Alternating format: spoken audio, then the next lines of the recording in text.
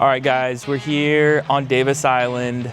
We just completed a crawl space cleaning and vapor barrier installation for a home renovation project. This was definitely a pretty big ordeal. Not so much in the sense of the square footage, but more so in the sense of like, there were a lot of tiny little nooks and crannies in this crawl space. Some parts of this crawl space we could barely actually even fit our bodies under. So it was quite the challenge, but it was a lot of fun. We found a lot of cool and weird, interesting things under this house. But basically the process was any insulation, remove it, and then of course any junk, so old pipes, trash, screws, nails, a lot of bigger rocks, is to just get all of that out. And then once all that's out, we do a nice rake and we lay the barrier. The other thing that made this job a little bit better is the majority of the subfloor was removed. So it made it a lot easier to move around. Of course, though, the harder parts, the subfloor was in place. So you had to do quite a bit of crawling. That all being said, check it out.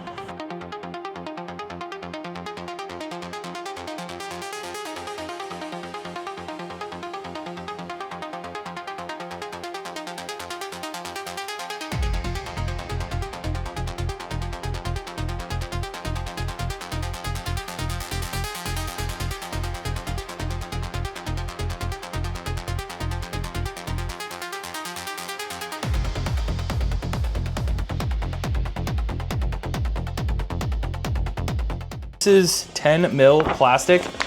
As you can see, it's very thick. There's two sides to it. You could choose to put either the black facing up or the white. I personally like the white because it highlights any debris or water that's on it, whereas the black, it kind of blends in. It becomes a little bit of a mirage under there, especially when it's dark. So the white kind of helps everything pop. It's really important to have this, especially in Florida, if your house has a crawl space and your soil is moist. A lot of times these are shaded, right? So of course there's a little bit of a humidity buildup. It can't dry out like the rest of the yard, and so oftentimes there's a little bit of excess moisture under these homes. This barrier kind of helps prevent some of that. It helps mitigate it. It doesn't completely eliminate it, and especially in this case, because this is just a vapor barrier installation, this isn't a full-on encapsulation.